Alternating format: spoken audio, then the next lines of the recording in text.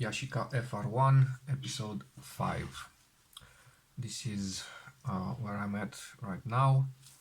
This bit is ready, so I have new light seals, these foam pads that I got from the other body, this bit that I also got from one of the other bodies is the metal one, so I had this one made out of metal and also the plastic version that is somewhere around here, doesn't matter. There is a very little difference in design, so the plastic version doesn't have this cutout. I don't know what was the reasoning behind it, but it fits. Also, I got this one transplanted, so it has this bit with the thread. It's intact. This one also is in decent condition. It's not in great condition. There is a crack, a very fine crack here, so I suppose it's a matter of time until it will go bad, I suppose. There are ways of fixing it. I'm not going to do it now, maybe at a later date if it so requires. It's not much of a disassembly to get to it, so simply remove the top plate and it's accessible. And I have the channel for the light strips prepared on the body and new light seals on the back plate, so the back door. Everything was cleaned and it is now ready for the reassembly. I will add a couple of portions to this video showing how I dealt with this part and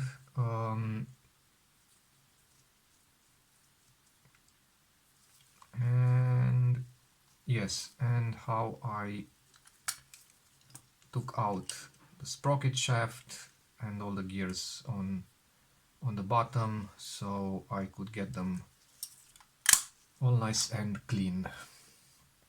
So this is the body. For the mirror box and shutter assembly, it's now in all in one piece. So I got I don't remember if I got this on my last video. Anyhow, new light foam new light foam in the back of the mirror. The focusing screen was removed, cleaned and put back. The prism was cleaned. The mechanism itself, I did clean it as much as I could, but I didn't disassemble anything, so this is way too much. What I did to the mechanism was moving this screw from the middle position, that is, I suppose, the factory default, moving it upwards by one hole, because I measured the gap between the curtains when cocked, so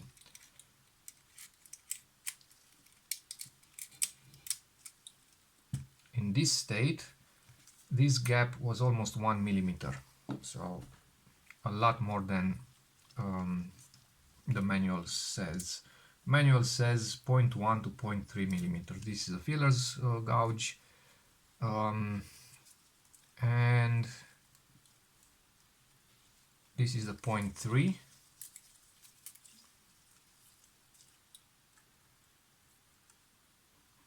So the gap is 0.3. I tried moving it one hole more, so to the maximum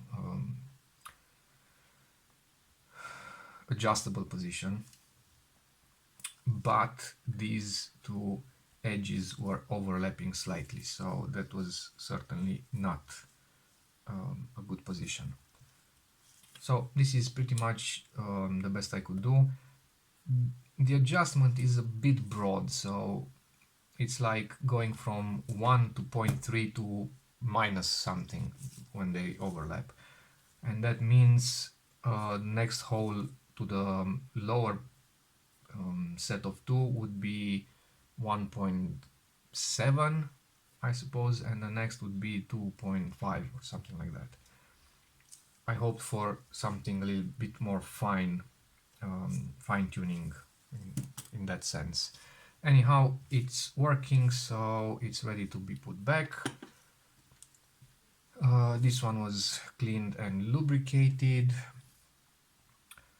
I'm not going to lubricate anything here because honestly I don't really know what and with what.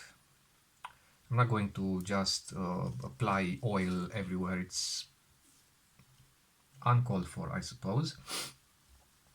So I will better leave it alone, because it seems to be working quite all right. If when triggering, I'm gonna glue this back.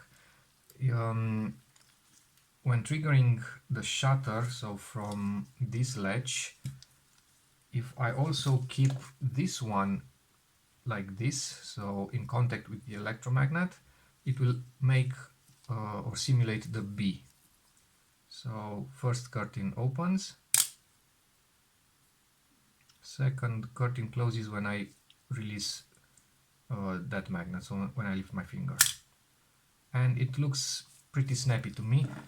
I feel like the first curtain is moving a bit slower than the second. I don't know if it's just me. Also, I don't really have any means of really checking this, so measuring it. We'll see. And I don't see how I could lubricate these shafts without making a mess. Alright, so next thing will be the reassembly. Hopefully I will not mess it up, because now it's the bit with getting all those wires back together. So that will take some time, and if at the end the camera doesn't work, well, I'll have a lot of troubleshooting to do. Okay, see you in part 6.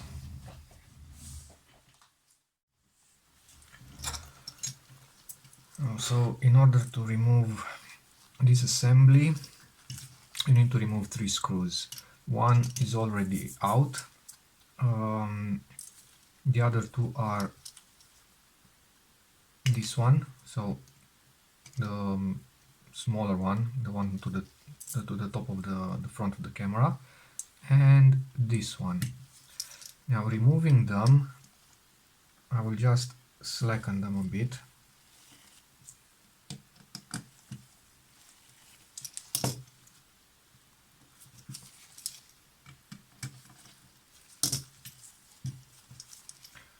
This also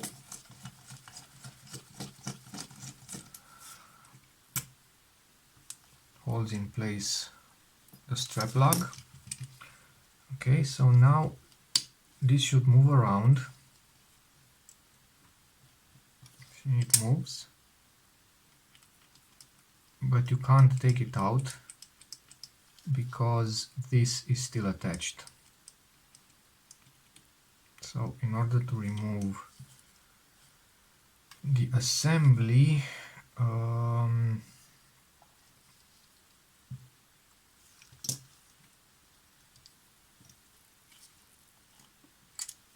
we have to take out this bracket.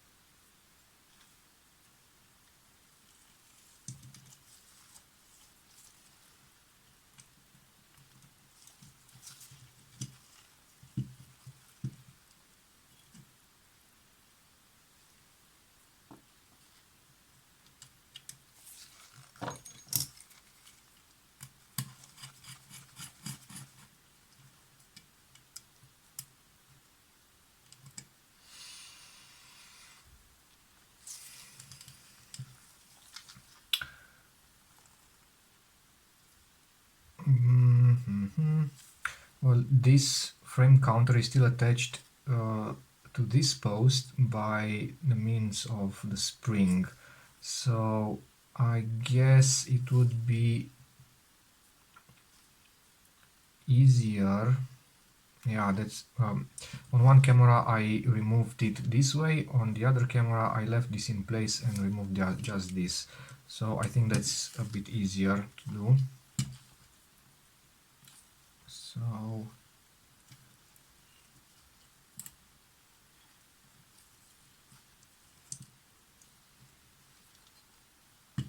I'll just put this back. This is a stopper, so it limits the rotation of this counter so that it stops on start on the S sign. And this is like this, and is the outer bracket that keeps both in place.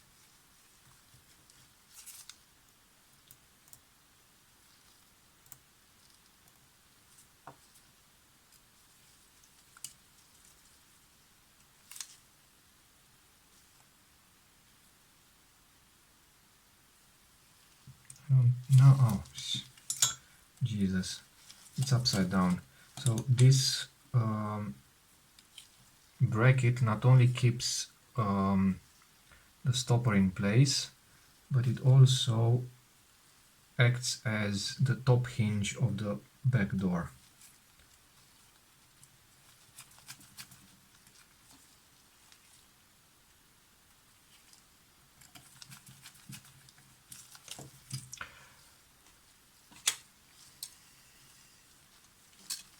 So this pin will get into that hole.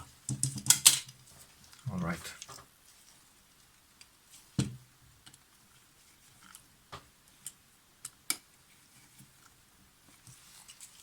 So I will just remove this.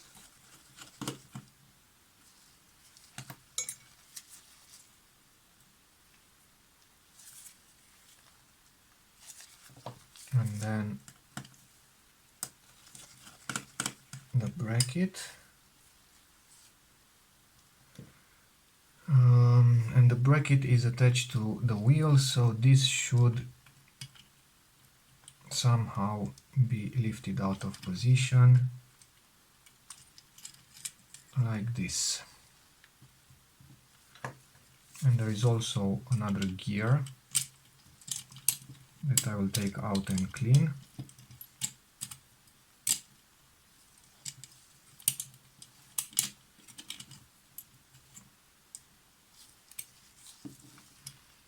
And that's about it. If you want, you can take out these 3 screws and the whole battery chamber comes out, and the battery chamber is in fact a take-up spool. But that one looks pretty clean, so it won't matter to me. I will clean this this area, and then I will get to this bit.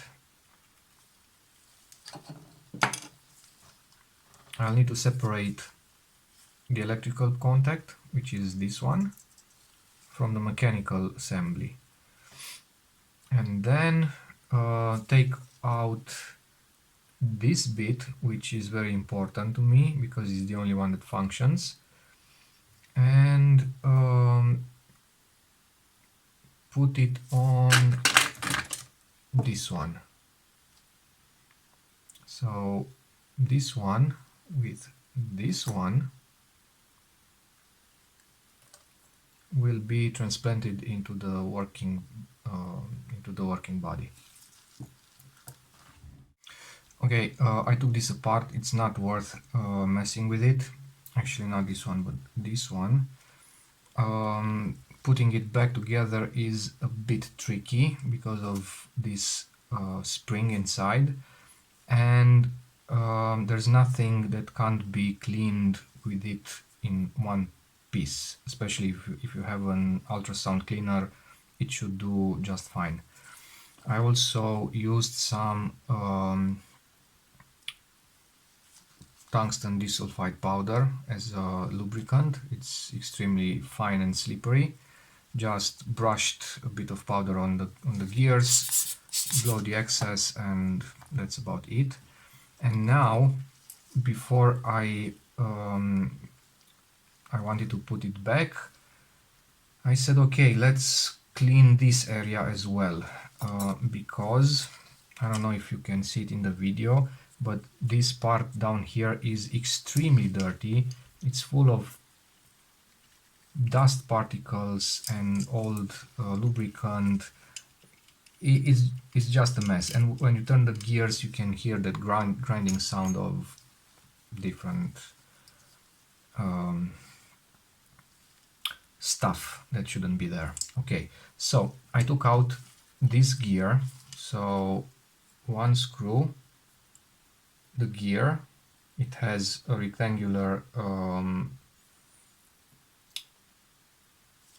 anti-turn, let's say, system.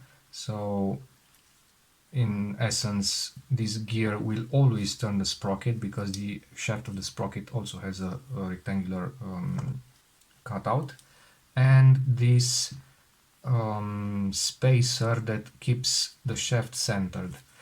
Now, in order to actually take it out, it's moving around, but you can't take it out.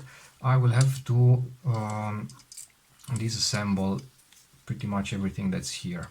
So in this case, I will take out the battery compartment just so I can have a better and cleaner view, and hopefully I will not mess up all these screws, because I lost, not lost, but stopped keeping track of them.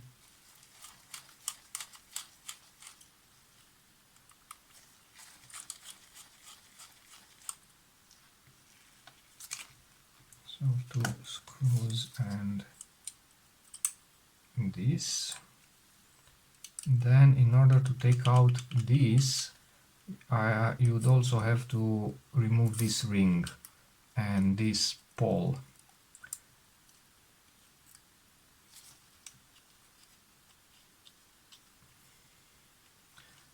The take-up spool has a series of very fine teeth on the edge, and probably this pole simply stops it from rotating, I think.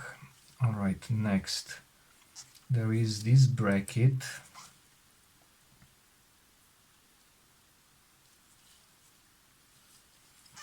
Actually, but I will take it out anyway. So there is this bracket.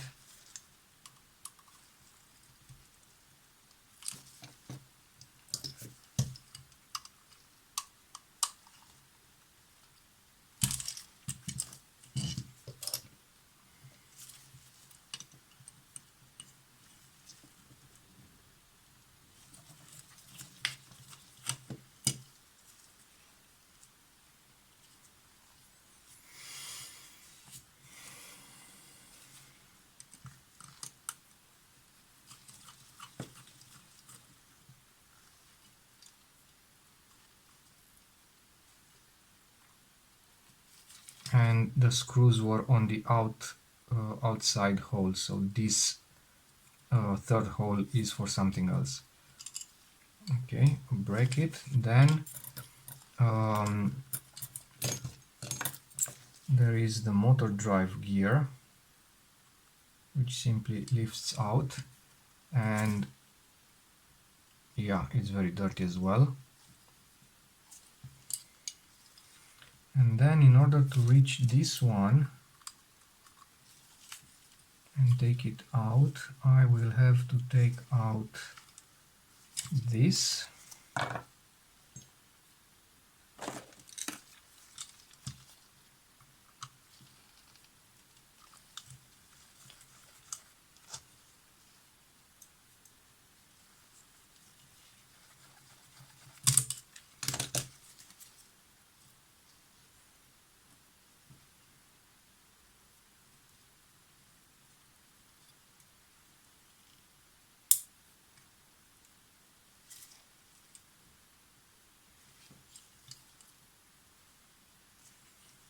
also this.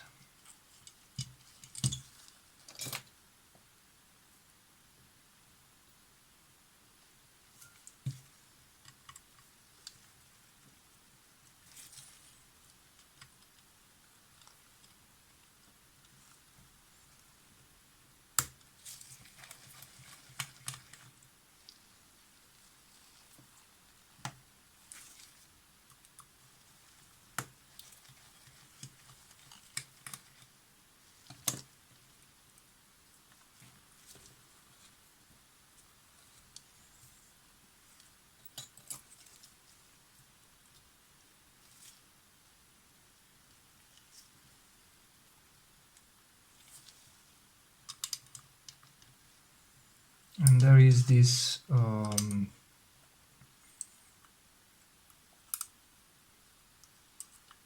don't even know what it is, maybe a light baffle, maybe, I don't know. It's glued in place. I'll try to just lift it and slide it over like that, and now I should be able to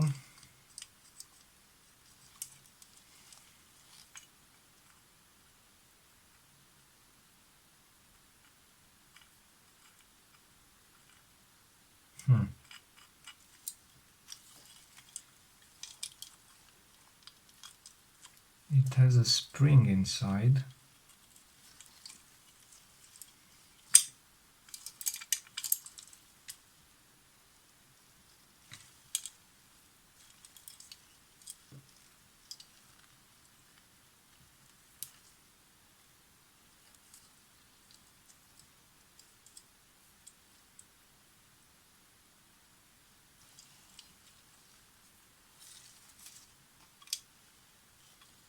Oh, it has a bracket. It has a bracket that keeps it in place. Okay, so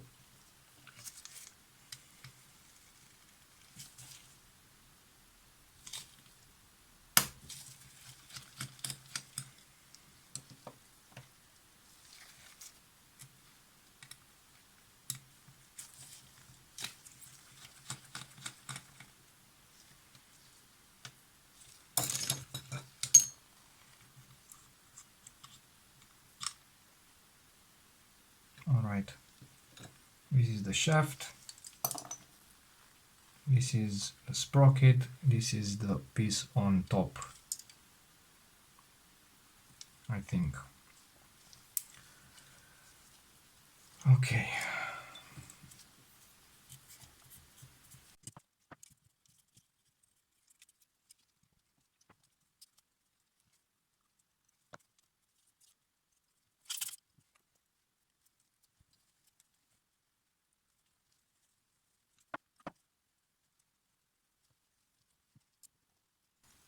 Okay, so these two pieces fit like this. This one has two cutouts, this one has two prongs, and they then go back like this, I believe.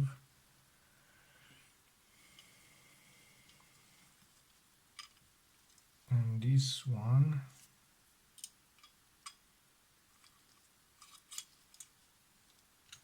goes back like this.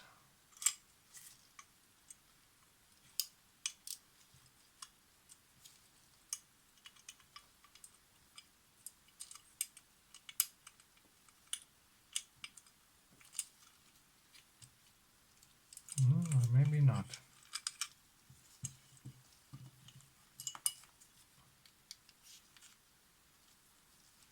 No.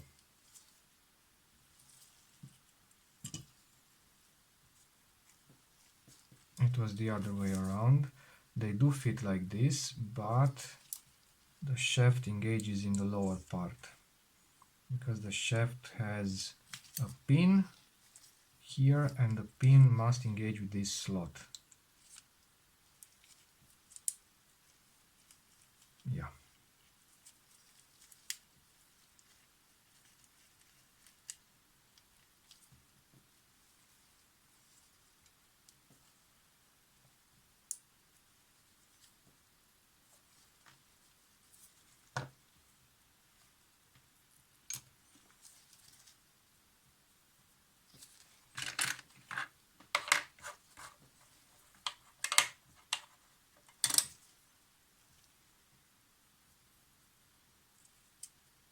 This is the tungsten disulfide.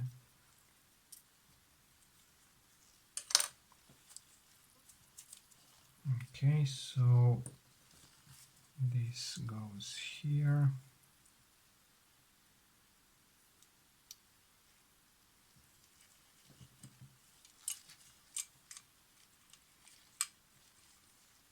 And then this one goes here.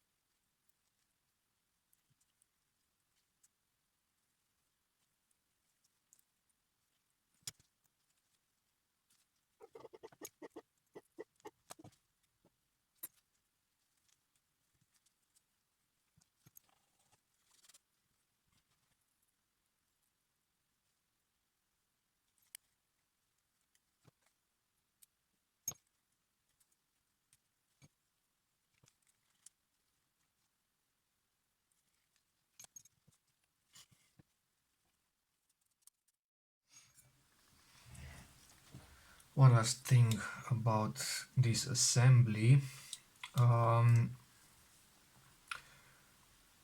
Some cameras, I don't know how many, but some cameras certainly have a pinging sound when the shutter is released. And what I initially thought that was the mirror slap, so the mirror slapping either here or down, it turned out, or at least I discovered, um, something that probably other repair persons already knew for like 40 years, that the pinging sound is actually caused by springs. So either a spring like this or this one, or maybe others, I don't know. There's a little spring here, another spring here, and it's easy to determine if it's a spring or which spring it is by comparing the sound that the shutter makes when you release it with the sound that each of the springs make when you play them like this. So you actually play them just like you would a guitar string, and if it's the same sound, it means that particular spring is causing that sound. This one also had a sound. It still has a bit of a pinging sound left, but it's quite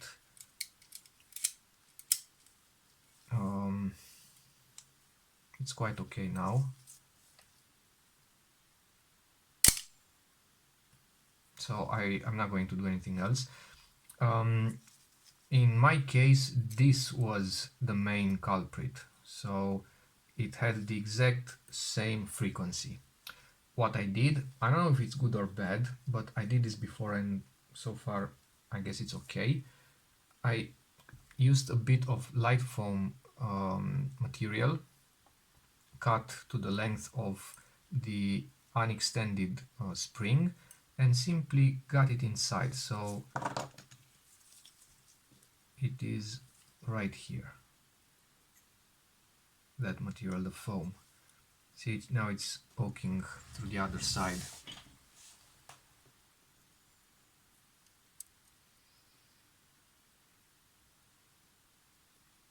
That is the foam. I'll push it back. Okay.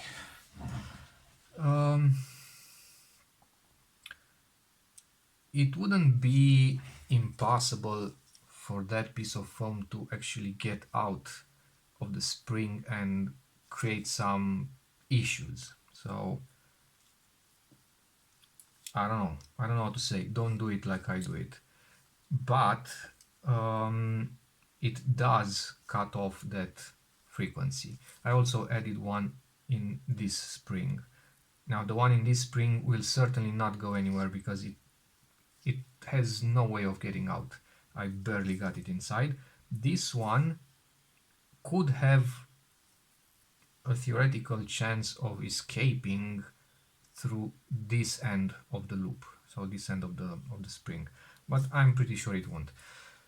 Okay, and I also kind of lubricated these shafts, so I used a bit of Nye oil here, here, here and here, and then I very lightly washed it or diluted it with a mix of naphtha and isopropylic alcohol.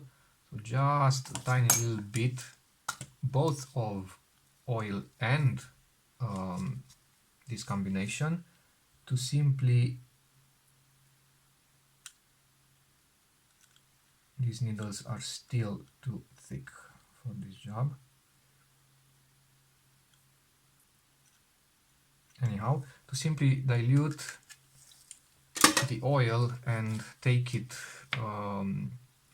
hopefully to the places where it should go. So that's between the casing of the roller and the shaft.